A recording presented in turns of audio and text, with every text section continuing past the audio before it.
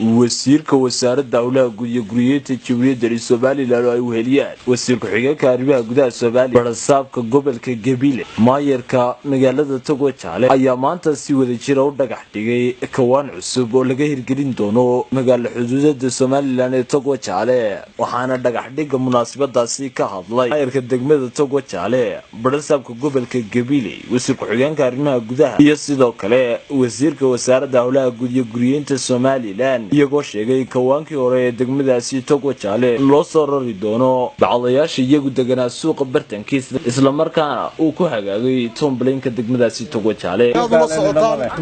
waxa aynu soo rarnay kawaankii magaalada oo aynu ka dhignay halkii kawaanku ahaa bacdihii magaalada ee wadada deganaana wadooyinkii baa laga soo raray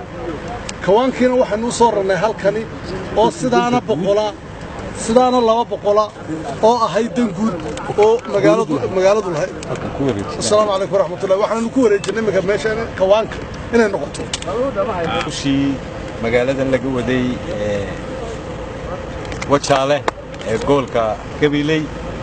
oo ahayd in degmadan Tomblaana loo sameeyo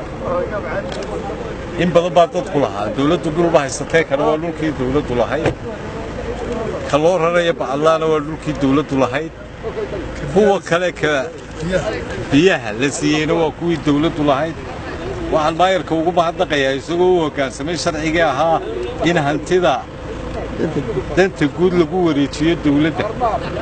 dadweynaha waxaynu kaga adkaanaynaa markaynu kuwa dawladda gacanta ku qabanno sida kuwa imika oo kale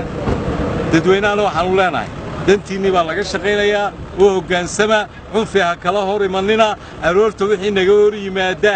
annagu waxa weeyaan xoog baa lagu jiiraya وين هالكو كويغا waxaanu samaynaynaa cagaftu way ku jirtaa dhulka dadka meel la baneynay bariina waxa laga bilaabay shaariciyada degmada Wajaale hadda toonada dadka sida muuqata halkan waxaanu dhagax dhignay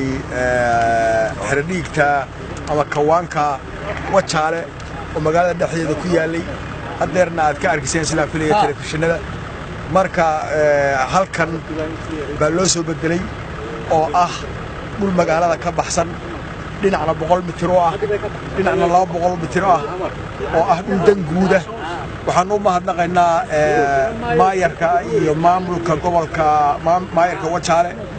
iyo maamulka gobolka Gabiley oo sidii sharcigu ahaa November 17